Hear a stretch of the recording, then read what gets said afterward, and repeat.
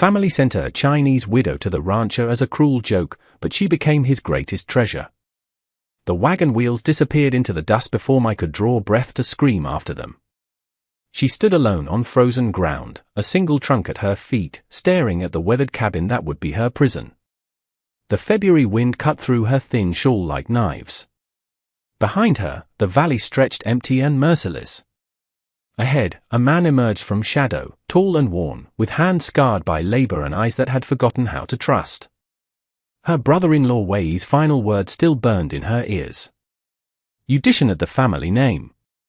Let the white rancher deal with your shame now." Daniel studied her with the weariness of a man who'd learned to expect only trouble from the world. She lifted her chin, refusing to beg. They were two wounded animals assessing a threat. "I didn't ask for this," he said finally, his voice like gravel. "Neither did I." His jaw tightened. "Your family's playing some cruel joke I don't understand. But I won't be part of it." Mai's hands trembled, not from cold, but from a rage so fierce it threatened to split her open. They'd thrown her away like spoiled meat. Her husband's family, the people who should have sheltered her grief, had weaponized it instead. Daniel gestured toward the barn without looking at her directly.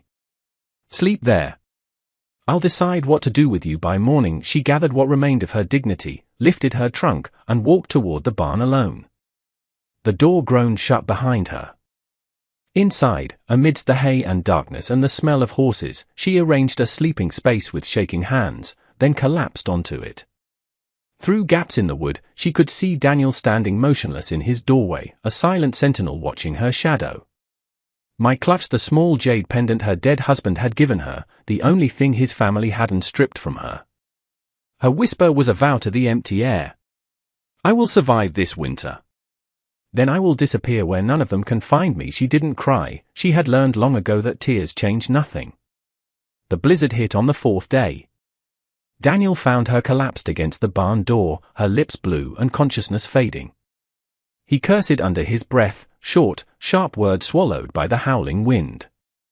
She had been too proud to knock, too stubborn to ask for help, even as hypothermia claimed her. He knew that kind of stubbornness. He'd worn it like armor for 6 years. Daniel carried her inside, laid her by the hearth, and forced hot broth between her lips. She resisted weakly, even half frozen, her pride nearly stronger than her survival instinct. Hours passed as the fire crackled and the wind screamed against the cabin walls. Mai's color slowly returned, from pale to pink, as death retreated. When her eyes finally focused, a war between shame and gratitude played out across her face. "Why help me?" Her voice was paper thin. Daniel tended the fire, not looking at her. "Winter doesn't care about our preferences." She pulled the blanket tighter, studying him. The cabin was spare, one room, functional and haunted by dust and a deliberate emptiness.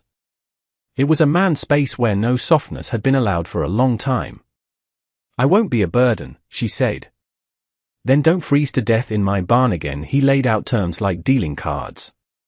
She would stay through the spring, help with chores, cooking, mending, preparing the garden plot. Come April, she could leave with his horse and enough supplies to reach a new town and start fresh, somewhere her family's shadow couldn't find her. Mai listened, calculating. This was not about trust, but necessity. "Your family won't take you back," Daniel added with brutal honesty, "but you'll have a chance somewhere else." "I accept." Good. That night, Mai slept on a bedroll near the hearth that Daniel provided without comment. The blizzard raged on, burying the world in white.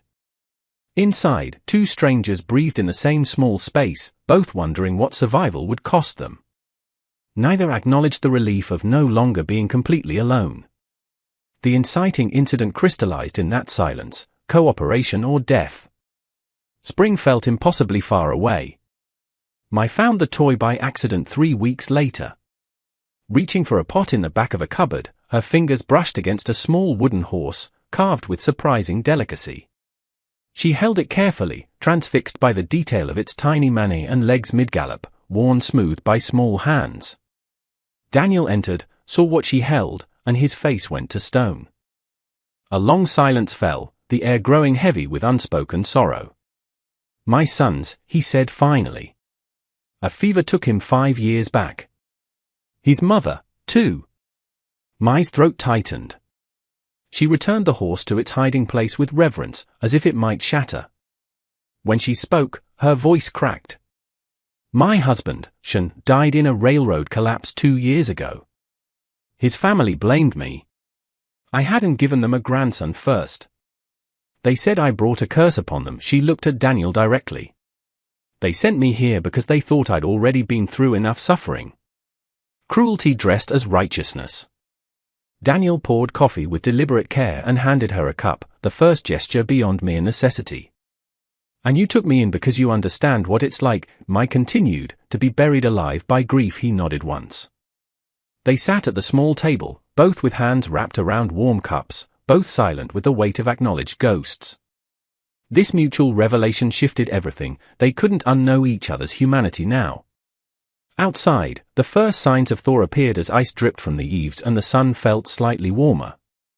Inside, something equally fragile began to melt.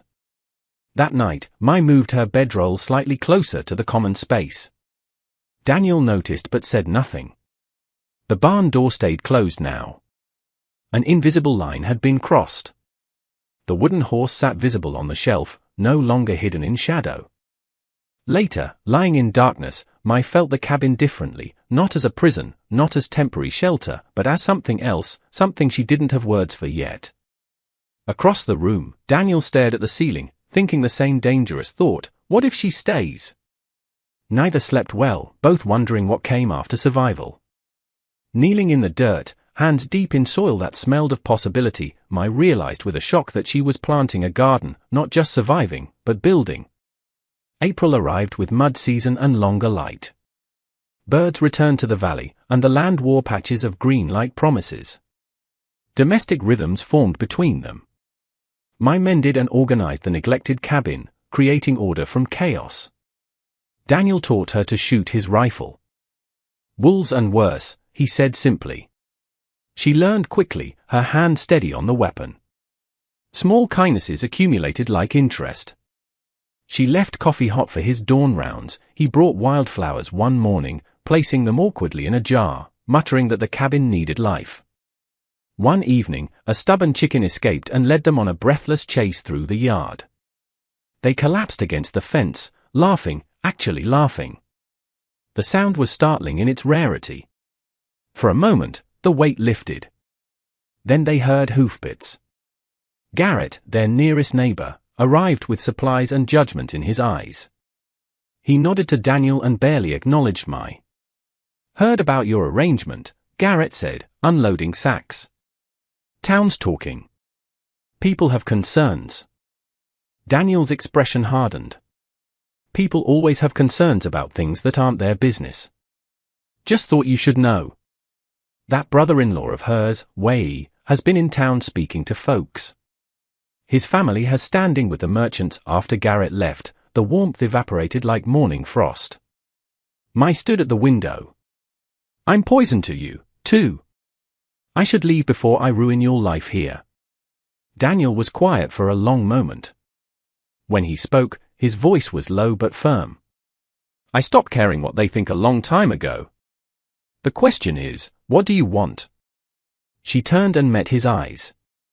I don't know anymore. That night, Mai watched Daniel repair fence posts under the moonlight, his silhouette patient and determined. She touched her reflection in the window glass, barely recognizing the woman staring back, stronger, more alive. But fear crept in. What if caring for him was the cruelest thing she could do? The thunder came like cannon fire, and Mai's scream tore Daniel from a half-sleep. It was not fear of the storm, but something deeper, darker. He found her curled tight, trapped in a memory, her eyes open but seeing another time. Rain hammered the roof as lightning illuminated her terror in stark flashes. Daniel hesitated, then sat beside her, his hand hovering before finally touching her shoulder. Mai, you're here. You're safe. She clung to him, trembling, and the words spilled out. The railroad collapse, her husband's screams echoing up from the earth, the unbearable weight, the silence that followed. 2 years hadn't dulled the edges. Daniel held her, uncertain but compelled. The fever took my family while I was away, he said quietly. Delivering cattle 3 towns over. I came home to fresh graves. Some nights, I still hear my boy calling for me or the storm passed. Dawn found them still talking, about guilt that never quite faded, about ghosts that demanded attention, about the terrifying prospect of loving again when loss had carved out so much.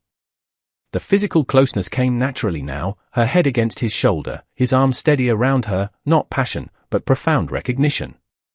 I feel like I'm betraying Shan by being happy here, I whispered. Does that fade? No, Daniel said honestly. But you learn to carry both the grief and the new joy. They can coexist if you let them. The morning light soften everything. They separated awkwardly, unsure how to name what was growing between them. Daniel tended the fire, and I made breakfast. The silence wasn't uncomfortable, it was charged with unspoken possibilities. That afternoon, working in the garden together, their hands brushed reaching for the same tool. Neither pulled away immediately. The connection was undeniable now, terrifying in its power.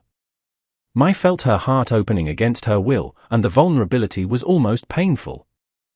Daniel felt the same, the fear of loving someone who could be ripped away, the exhausting calculation of whether joy was worth the risk of devastation. Neither voiced these thoughts, but both knew everything had changed in that storm-dark night. I saw the dust before the riders, and her blood turned to ice. She knew that silhouette, that posture of righteous fury. Wei dismounted with 2 hired men flanking him, his face carved from judgment and cold authority. The noon sun blazed overhead, harsh and exposing. You have shamed our ancestors further, Wei announced loud enough for his words to carry. Living as this white man's woman. The family has voted. You will return home and work our land under proper supervision. You owe us that much. Daniel stepped between them, his jaw set. She owes you nothing. She's free to choose her own life. She is family. You are nobody. A lonely rancher playing house with our dead brother's wife. Mai's voice shook but held firm. I choose to stay. You sent me here as punishment, to suffer and disappear. Daniel gave me back my life. I am not your property, Wei. I never was. Wei's face darkened with a barely contained rage. You think this rancher is going to protect you? He couldn't even protect his own family from God's judgment. Don't you dare, Mai stepped forward, fierce despite her fear. Use his dead child to justify your cruelty. The hired men shifted uncomfortably, this wasn't going as Wei had planned. You'll regret this, Wei said, his voice dropping to something more dangerous. Both of you. The town will make sure you're driven out. Or worse, I'll see to it personally. He mounted his horse with deliberate menace. This isn't over. The riders disappeared into dust, leaving only the echo of a threat. Mai collapsed, weeping, not from fear, but from the enormity of her choice. She had burned the bridge home forever. There was no going back now. Daniel held her and kissed her forehead for the first time, a gentle, deliberate act. We face it together. Whatever comes, but doubt gnawed at both of them as the sun beat down mercilessly. Had love just made them targets? Was choosing each other a death sentence in this unforgiving land? The brick came through the window at midnight with a note tied to it, sinners burn. 2 weeks of escalating harassment followed. The store owner refused them service. Church ladies crossed the street to avoid their shadows. Garrett stopped visiting entirely. Whispers followed them like flies. Daniel swept the broken glass with mechanical precision, his usual calm cracking. Maybe I'm being selfish. Maybe your family's right. You'd be safer away from me. Mai's fury ignited. I am not a burden you are keeping. I chose this. I chose you. Don't you dare take that choice away from me now. But privately, lying awake while Daniel boarded the broken window, she doubted. What if love wasn't enough against a hostile world? What if her presence destroyed him? That night, she secretly packed her bag. She would leave at dawn, disappear, and spare him further harm. It was the kindest thing she could do. But morning came, and she found Daniel already awake, repairing the window frame with patient determination. His hands worked steadily, with no complaint, no surrender, just quiet persistence. She understood then that running would destroy them both. My unpacked. They talked through breakfast, their voices low and serious. A plan formed between them, something that felt inevitable. They would ride to town together on Sunday, face the community openly at church, and claim their bond publicly. If we do this, Daniel said, there's no going back. It might get ugly. Good, Mai replied. I'm done hiding. They want us to feel shame. I won't give them that. Not anymore. Then we stand together. Let them see what a real partnership looks like. The days before Sunday felt like preparing for battle, not with weapons, but with resolve. Daniel practiced his words. Mai stitched a new dress, an armor of dignity. The night before, they held each other close in the darkness. No words were needed. The dark night of the soul had passed. They had chosen light together, whatever the cost. Every head turned when Daniel and Mai entered the church together, hand in hand. The silence was louder than any condemnation. They walked down the aisle through a gauntlet of stairs and whispers and sat in the back pew. Spring sunshine streamed through the windows, warm on their shoulders. Wei stood during the announcements, his voice carrying authority. This woman dishonors her dead husband and our family name. This man harbors her in sin. It is an affront to God and decency, and this congregation should address it. Daniel rose, his heart pounding but his voice steady. Mai's family sent her to me as a punishment, like discarding broken livestock. They wanted her to suffer and disappear. Instead, we built something honest, work, respect, partnership. She helped me live again after years of just surviving. If that's a sin, then condemn me. But she stays free. Mai stood beside him, trembling but clear. I loved my husband, Shen. He was good and kind, and his death broke me completely. But his family tried to bury me alive with their shame and judgment. Daniel gave me back my life, not as charity, but as an equal, building something new. I choose him. I choose the home we have made. The minister, old and weathered, spoke unexpectedly. Christ forgave the woman at the well. He told those without sin to cast the first stone. Who are we to deny second chances to broken people trying to heal? Some congregants stood and walked out in disgust, but others remained. Garrett's wife nodded slightly. The blacksmith stayed seated. A widow in the corner had tears in her eyes. Wei lunged at Daniel with a roar. They collided, brutal and desperate, a clash of fists and fury. The sheriff separated them forcibly. Enough. They're free adults on free land. This ends, Wei, or you answer to the law. Wei left with murder in his eyes, but legally impotent. Daniel and Mai exited into the bright sunlight, blooded but unbroken. A few people nodded respectfully. Most averted their eyes. They had claimed their right to exist together, publicly. The battle wasn't fully won, but they had stood their ground. Mai stood in the doorway of their home. She loved that word now, home. Watching Daniel mend the fence line, she marveled at how ours had become her favorite word. Late May had painted the land in extravagant green. The garden flourished with vegetables and flowers. 6 weeks had passed since the church confrontation. The town remained divided, but enough people accepted them that they could trade, live, and exist without constant threat. They had married quietly 2 weeks prior with Garrett's family and the minister as witnesses, not for validation, but as a true beginning. The child's wooden horse sat openly on the mantel now, surrounded by wildflowers. Mai refreshed weekly, honoring the past while building the future. The evening settled golden across the valley. Mai took Daniel's hand as he came inside and placed it gently on her belly. We're going to have a baby. His eyes filled with tears, fear and joy warring within them. I'm terrified, he whispered. So am I. But we'll do it together.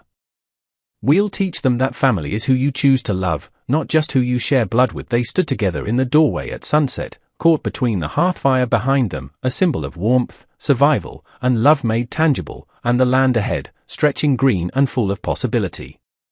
Daniel pulled her close. "You're my treasure, you know that? They meant it as cruelty, sending you here, but you became the greatest gift of my life." Mai smiled against his shoulder. "We saved each other. That's how real love works. Not one rescuing the other, but two broken people building something whole together." The sky painted itself in gold and pink as the sun dipped below the distant mountains. Behind them, the hearth fire crackled, constant and alive. Ahead, the garden stretched toward tomorrow, its soil rich with seeds and promise. The wooden horse caught the lamplight, a bridge between grief and hope. Mai thought of the woman who had arrived here 7 months ago, discarded and half dead inside, seeing only winter. That woman was gone. In her place stood someone who had learned the most radical truth: home isn't a place you're born into. It's something you build with love and choice and a stubborn faith in each other. Their story was just beginning.